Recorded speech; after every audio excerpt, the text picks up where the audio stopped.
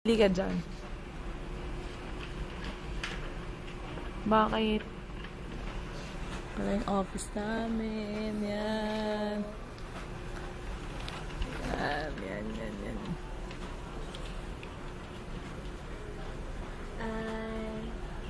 So mommy kissing Santa Claus underneath the mistletoe last night.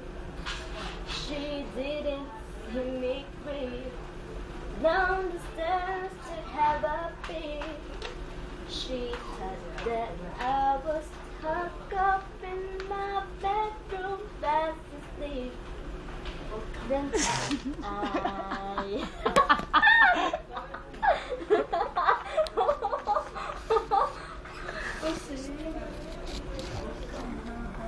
Maganda na kayo kanina.